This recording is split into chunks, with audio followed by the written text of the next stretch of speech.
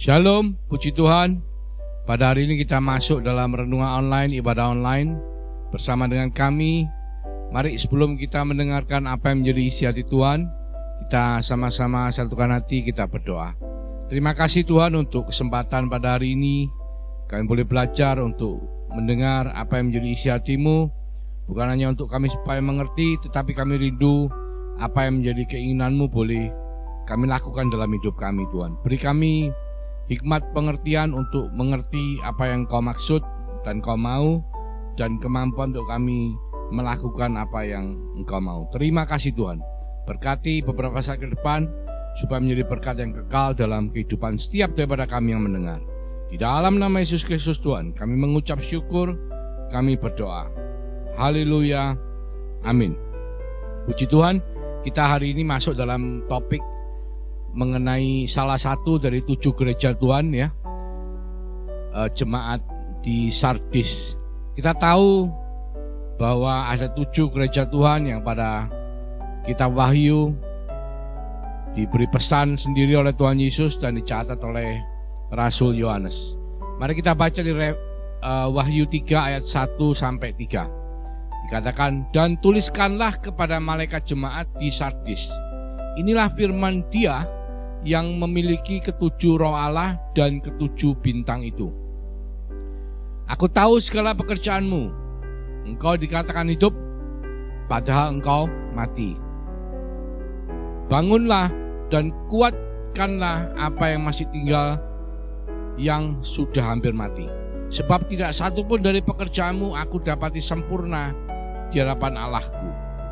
Karena itu ingatlah bagaimana engkau telah menerima dan mendengarnya. Turutilah itu dan bertobatlah. Karena jikalau engkau tidak berjaga-jaga, aku akan datang seperti pencuri, dan engkau tidak tahu pada waktu manakah aku tiba-tiba datang kepadamu. Ayat 4-6. Tetapi di Sardis ada beberapa orang yang tidak mencemarkan pakaiannya. Mereka akan berjalan dengan aku dalam pakaian putih, karena mereka adalah layak untuk itu. Barang siapa menang, ia akan dikenakan pakaian putih yang demikian. Aku tidak akan menghapus namanya dari kitab kehidupan, melainkan aku akan mengaku namanya di hadapan Bapa-Ku dan di hadapan para malaikatnya. Siapa bertelinga, hendaklah ia mendengarkan apa yang dikatakan Roh kepada jemaat-jemaat. Amin. Jadi kita tahu bahwa 7 gereja Tuhan itu ada di Asia Kecil yang kita tahu sekarang adalah sebagai negara Turki. Beberapa saat yang lalu kita sudah bahas jemaat di Efesus, di Tiatira, di Pergamus. Hari ini kita membahas jemaat di Sardis. Kapan hari juga pernah membahas jemaat di Smyrna. Sardis letaknya adalah sekitar 40 km di sebelah selatan dari kota Tiatira. Bukan merupakan suatu kota yang besar, tetapi boleh dikatakan sekarang ini adalah kota modern di Turki, namanya kota Sard. Dan saudara tahu bahwa di Sardis ini lokasi daripada kotanya begitu strategis ya, karena letaknya dikelilingi oleh gunung-gunung dan ada jurang-curam yang melindungi kota ini, sehingga tidak mudah untuk seseorang atau siapapun untuk menyerang kota ini mendaki, karena ada jurang dan dikelilingi oleh gunung-gunung. Jadi pada zaman dahulu kota ini merupakan satu tempat di mana banyak orang tinggal karena merasa sangat aman ya, karena dilindungi oleh alam yang begitu menjaga di sekeliling benteng daripada kota Sardis. Dan tebing-tebing yang hampir tegak lurus itu sangat tidak mungkin bagi pasukan manapun untuk menyerang. Dan kita juga tahu, dikatakan Eddie Francis mengatakan Sardis juga disebut sebagai benteng raksasa yang mengawasi lembah Hermus, karena letak geografisnya yang dikelilingi gunung tinggi sehingga musuh hampir tidak bisa menyerang. Kota ini biasanya dijadikan tempat pertemuan para raja, pejabat militer, dan para pedagang. Dan saudara tahu bahwa menurut sejarah kota ini sangat terkenal dengan produksi kain woolnya. Jadi wool mungkin pertama kali diciptakan di sekitar kota Sardis ya, sehingga sampai hari ini menjadi bahan kain yang sangat terkenal. Dan Sardis terkenal kaya karena aliran sungainya airnya mengandung emas, sehingga terdapat tambang emas yang banyak dan besar di kota Sardis. Mereka makmur sekali saudaraku, dan aman secara peperangan. Mereka hampir nyaris tidak bisa dikalahkan karena letak daripada kota ini sangat strategis, dikelilingi oleh jurang dan gunung-gunung yang tinggi. Dan kehidupan penduduknya, mereka adalah orang-orang yang kaya, orang-orang yang pejabat-pejabat penting, dan mereka berhasil dalam kehidupan. Sehingga kalau kita lihat, mereka berada di dalam zona nyaman, atau kita katakan comfort zone. Dan kita lihat bahwa Tuhan Yesus mengingatkan kepada jemaat di Sardis, aku tahu segala pekerjaanmu, engkau dikatakan hidup. Jadi Tuhan memuji bahwa banyak pekerjaan yang dilakukan oleh jemaat di Sardis, tetapi dikatakan padahal engkau mati. Jadi ini teguran yang keras terhadap jemaat di Sardis. Kelihatannya banyak melakukan pekerjaan untuk Tuhan, tapi pekerjaannya itu adalah pekerjaan yang sifatnya manusiawi. Jadi katakan, bangunlah dan kuatkan apa yang sudah hampir mati. Jadi jemaat di Sardis harus bertobat, karena seringkali ketika bukan hanya mengalami kesusahan, banyak orang ketika mereka susah malah mereka mencari Tuhan. Tetapi lebih banyak lagi ketika mereka nyaman berada dalam comfort zone, mereka lari meninggalkan Tuhan karena mereka merasa bahwa kekayaan dunia bisa memuaskan mereka, bisa membawa mereka menjalani kehidupan dengan baik. Jadi comfort zone sesuatu yang banyak dari saudara dan saya mungkin pada hari-hari ini alami di kota-kota besar. Kita lihat di negara-negara yang maju, yang mestinya dulunya adalah awal mula dari kekristenan, di Eropa, di Amerika. Tapi hari ini mereka begitu maju, begitu makmur, sehingga mereka banyak yang meninggalkan agama Kristen. Mereka banyak meninggalkan Tuhan Yesus. Mungkin secara kehidupan budaya mereka memakai budayanya orang Kristen, tetapi secara kenyataan mereka tidak punya hubungan dengan Tuhan. Dikatakan banyak pelayanan pekerjaannya tidak sempurna. Itu ketika pada waktu zaman Tuhan Yesus baru lahir, sebelumnya, beberapa tahun sebelumnya itu Raja Herodes dipilih oleh kerajaan Roma untuk memimpin di Yerusalem. Dan dia ingin menarik hati, dia ingin membuat orang-orang Yahudi mendukung dia di dalam pemerintahnya. Maka dia punya inisiatif untuk membaiki orang Yahudi sehingga membangun Bait Allah kembali. Bait Allah yang dihancurkan oleh Raja Nebukadnezar dibangun kembali, itu dalam kondisi yang kurang baik. Dan Herodes membuatnya begitu megah. Dalam waktu 10 tahun dia menghabiskan banyak waktu, banyak uang, banyak tenaga untuk membangun Bait Allah. Ketika Bait Allah itu selesai, Bait Allah itu menjadi megah sekali. Dan saudara bisa lihat di tayangan yang saya tayangkan ya. Tetapi tetap orang Yahudi merasa, kenapa engkau membangun istanamu lebih baik daripada Bait Allah? Dan itu tidak membuat orang Yahudi itu senang. Dan Raja Herodes mengatakan, oke, aku akan membangun kembali Bait Allah. Jadi dia memakan waktu 40 tahun, total 30 tahun lagi untuk membangun Bait Allah yang menjadi sangat megah sekali, agar supaya dia bisa mengambil hati daripada orang Yahudi. Jadi kelihatannya saudaraku, seseorang yang membangun Bait Allah begitu megahnya, menghabiskan dana yang luar biasa, menghabiskan waktu yang luar biasa, itu kelihatannya rohani. Kelihatannya sepertinya melakukan untuk Tuhan. Tetapi kita tahu bahwa Raja Herodes melakukan semua itu untuk menarik hatinya dukungan daripada orang-orang Yahudi. Dan saudara dan saya, banyak dari kita ikut Tuhan, kita diberkati secara luar biasa, dan kita banyak melakukan pekerjaan Tuhan seperti jemaat di Sardis melakukan banyak pekerjaan Tuhan. Tetapi kalau kita tidak melakukan untuk Tuhan, tapi kita melakukan untuk diri kita sendiri, kita melakukan untuk kemegahan manusia, maka itu dikatakan pekerjaan itu tidak sempurna. Kelihatannya hidup tetapi mati, saudaraku. Karena segala sesuatu yang kita lakukan untuk Tuhan adalah hal yang rohani. Meskipun kita hanya bekerja untuk mencari nafkah, kita menghidupi keluarga kita, tapi kalau kita melakukan untuk Tuhan, bahwa itu akan menjadi sesuatu yang rohani. Tapi banyak daripada pekerjaan, meskipun pekerjaan itu rohani, tapi ketika kita tidak melakukan untuk Tuhan, kita melakukan untuk diri sendiri, maka itu adalah pekerjaan yang tidak sempurna, kata Tuhan. Dikatakan mati, kelihatannya hidup tetapi mati. Kenapa? Karena tidak ada hadirat Tuhan. Banyak dari orang-orang yang mengalami satu kenyamanan dalam hidup mereka, comfort zone. Mereka merasa makmur, mereka tetap beribadah, melakukan rutinitas ibadah, tetapi mereka tidak mencari Tuhan. Mereka hanya melakukan ibadah sebagai satu ritual, sebagai satu kebiasaan, sebagai satu budaya, di mana banyak sekali orang-orang tersebut hanya datang ke gereja agar supaya bisa berkumpul dengan yang lainnya, tapi bukan betul-betul mencari Tuhan. Bukankah itu sekarang terjadi di negara-negara yang sudah maju, bahkan di negara kita pun banyak gereja-gereja yang besar di mana jemaat-jemaat datang bukan betul-betul mencari Tuhan, tapi mereka hanya melakukan ritual, hanya melakukan kebiasaan adat budaya manusia. Mungkin mereka sudah dari sejak lahir mereka adalah anak Tuhan, orang Kristen. Mungkin mereka sudah lama sekali menjadi pengikut Kristus, tetapi di dalam kehidupan yang nyaman dan zona yang nyaman, mereka akhirnya tidak betul-betul mencari Tuhan.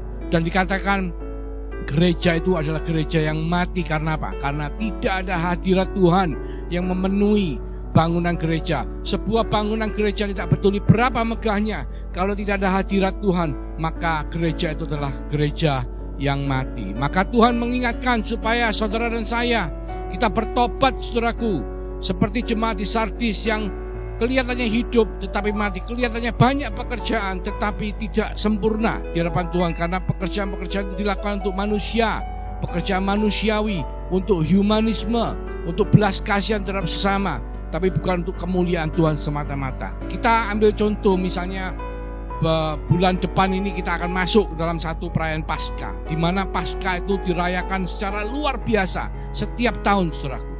Banyak gereja-gereja di masa lalu sebelum pandemi, mereka merayakan Paskah secara luar biasa, megah sekali. Banyak pekerjaan Tuhan dibuat sedemikian luar biasa. Tetapi ketika itu dikerjakan semua hanya untuk kemewahan manusia semata-mata, maka itu dikatakan pekerjaannya tidak sempurna. Jadi ketika kita hari ini masuk dalam zaman pandemi, masa pandemi di mana mengumpulkan massa dalam jumlah besar adalah sesuatu yang tidak sesuai dengan protokol kesehatan, maka perayaan Paskah pun tidak bisa dinyatakan secara besar-besaran. Dan itu bukannya membuat hati Tuhan merasa sedih, enggak, saudaraku. Tetapi ketika kita tahu bahwa Tuhan bukan ingin kita berpesta pora untuk Paskah, tapi Tuhan ingin kita memperingati bahwa pada Paskah 2000 tahun yang lalu Tuhan telah menyerahkan nyawanya di atas kayu salib, supaya barang siapa yang percaya beriman kepada Dia sebagai Tuhan dan Juru Selamat, maka mereka akan beroleh kehidupan yang kekal. Dan ketika kita menyatakan itu, peringatan itu dalam perayaan Paskah kita, bukan dengan kemewahan, saudaraku, tapi dengan kesadaran, dengan pikiran, dengan pemberitaan Injil, di mana ketika Injil diberitakan, maka kuasa hadirat Tuhan itu memenuhi lorong-lorong gereja di mana kita melakukan ibadah. Kalau hari ini gereja-gereja mungkin bukanlah pada sebuah bangunan, tapi gereja-gereja adalah di mana kita punya mezbah kehidupan doa yang berkenan dan layak di hadapan Tuhan, maka kita dikatakan akan hidup. Tidak seperti jemaat di Sardis yang kelihatan hidup tetapi mati karena tidak ada hadirat Tuhan. Jadi ketika kita tidak mengundang hadirat Tuhan, ketika kita tidak mempunyai hubungan dengan Tuhan, supaya hadirat itu hadir dalam kehidupan kita, dalam mezbah kita, maka seperti jemaat di Sardis dikatakan kelihatannya hidup tetapi mati.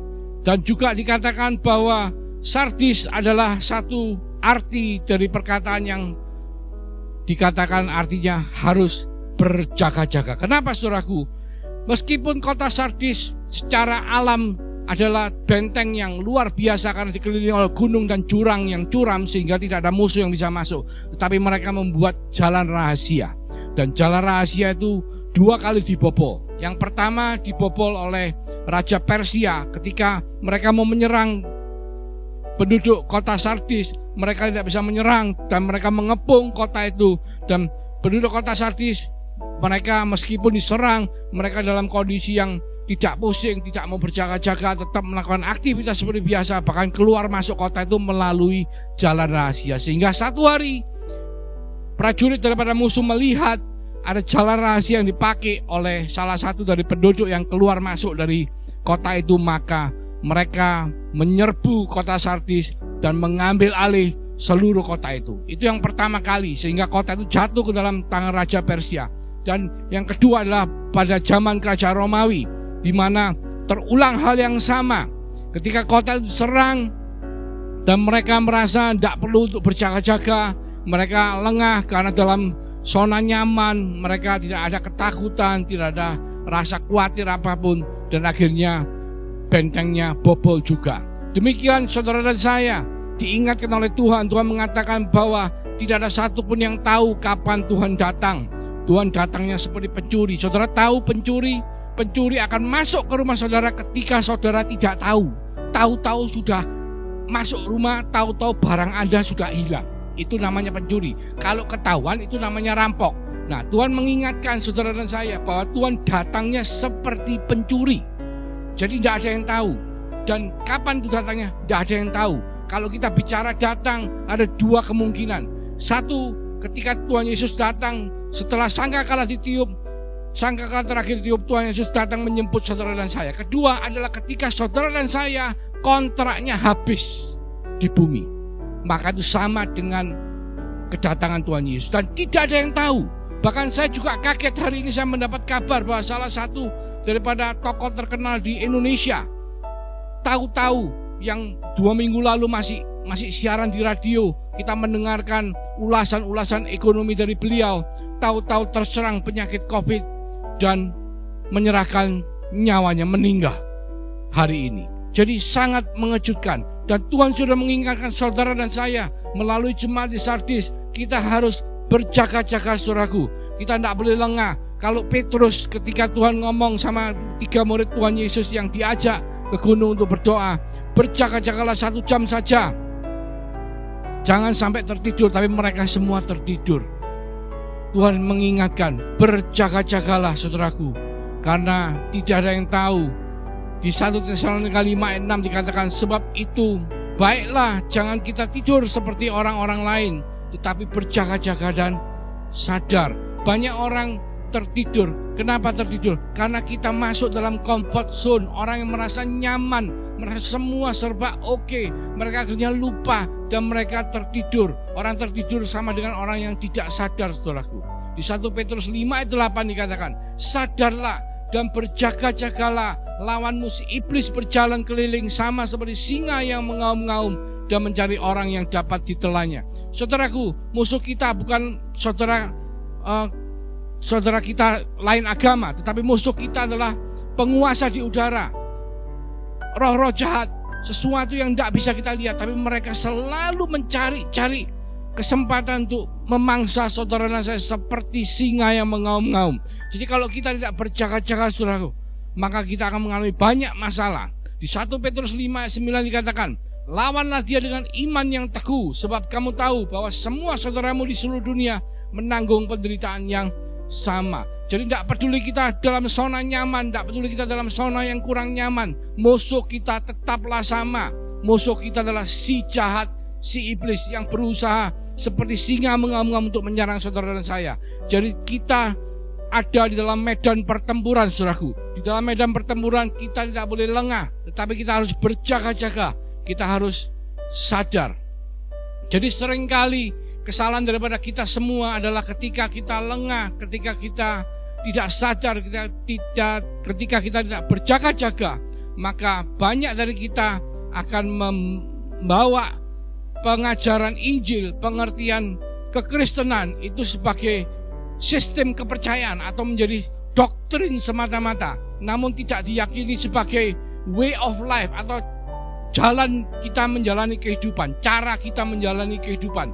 Sehingga ketika kita hanya percaya melalui pikiran kita, tapi kita tidak pernah melakukan apa yang kita percaya, maka iman tanpa perbuatan itu adalah mati. Brian McLaren di dalam bukunya, dia menemukan bahwa banyak sekali dari pendeta-pendeta di Amerika, di tempat di mana kekristenan sudah begitu lama dan mereka masuk dalam zona nyaman.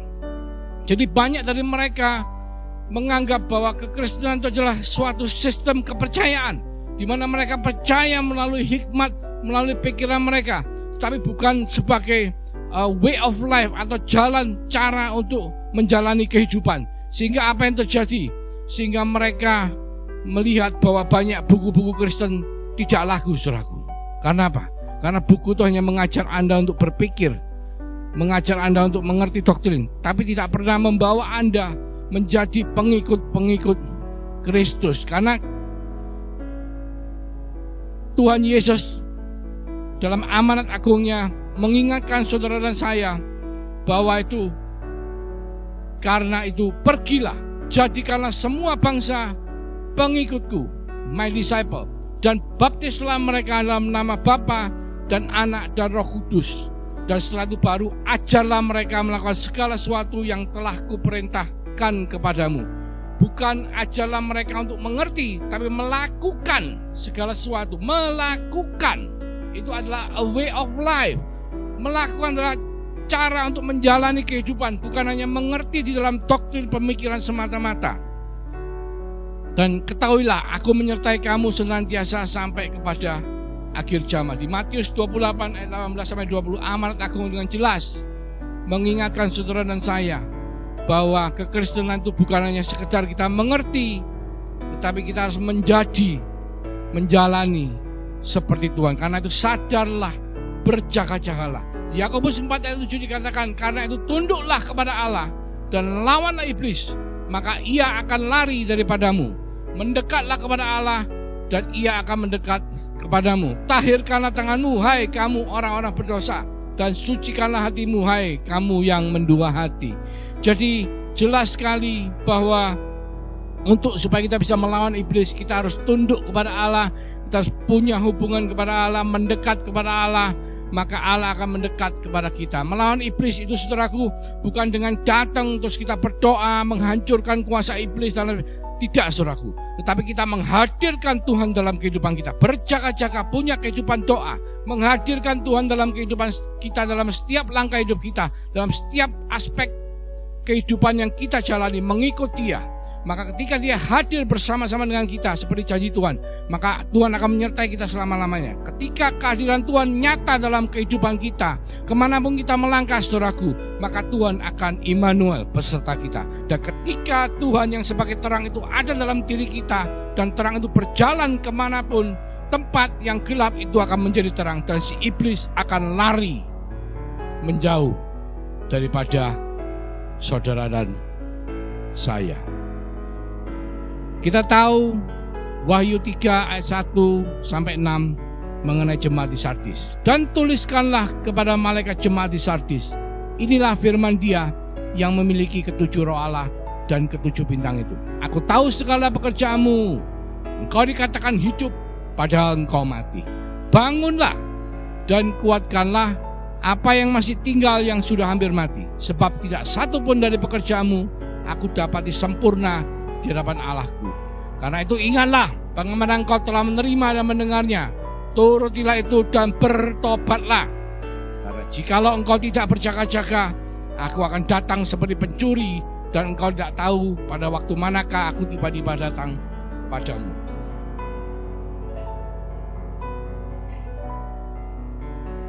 Tetapi di Sardis ada beberapa orang yang tidak mencemarkan pakaiannya. Mereka akan berjalan dengan aku dalam pakaian putih, karena mereka adalah layak untuk itu.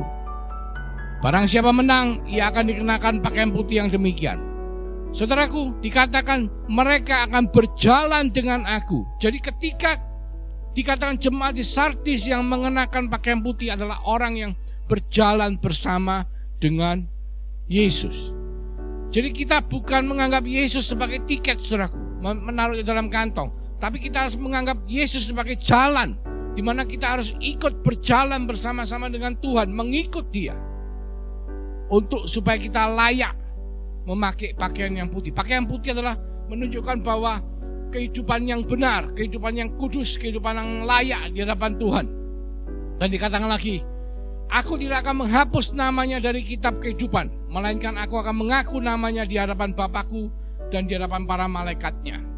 Siapa bertelinga, hendaklah ia mendengarkan apa yang dikatakan Roh kepada jemaat-jemaat. Saudaraku, kitab kehidupan adalah salah satu kitab yang dibuka ketika akhir zaman. Di Wahyu 20 ayat 12 dikatakan, pada waktu itu semua yang mati akan bangkit, berkumpul dan dihakimi satu persatu berdasarkan kitab-kitab yang ada. Jadi kalau saudara ada yang punya kepercayaan agama A, maka saudara akan dibukakan kitab daripada agama A, dan berdasarkan kitab dari agama tersebut atau agama saudara, saudara akan dihakimi. Dan barang siapa yang tidak ada namanya dalam kitab kehidupan, maka mereka akan dibuang ke dalam api. Karena apa? Karena mereka tidak bisa selamat, saudaraku. Karena tidak ada satu perbuatan pun yang bisa menghapus dosa daripada manusia, kecuali satu, yaitu pengorbanan Yesus di atas kayu salib. Dan dengan iman percaya kepada Dia sebagai Tuhan dan Juru Selamat, maka semua yang beriman akan diselamatkan. Dan semua yang diselamatkan, mereka semua tertulis di dalam kitab kehidupan. Oleh karena itu, saudaraku, mari kita merenungkan apa yang Tuhan pesankan kepada jemaat di Sardis, dan kita semua boleh beroleh kehidupan daripada apa yang menjadi kerinduan Tuhan. Mari kita tundukkan kepala. Terima kasih Tuhan Yesus untuk apa yang kami boleh cernakan, apa yang boleh kami mengerti, dan nantinya kami lakukan dalam kehidupan kami melalui pesan yang Kau berikan kepada jemaat di Sardis. Biarlah semua itu Tuhan boleh dimeteraikan dalam kehidupan setiap daripada kami yang mendengar, sehingga ketika Engkau memberkati kami, supaya kami boleh hidup untuk menjadi berkat bagi bangsa-bangsa, mulai dari hari ini Tuhan sampai Engkau datang kedua kalinya, bahkan kami percaya sampai Maranatha. Di dalam nama Yesus Kristus Tuhan, kami semua sama-sama mengatakan haleluya, amin. Tuhan Yesus memberkati.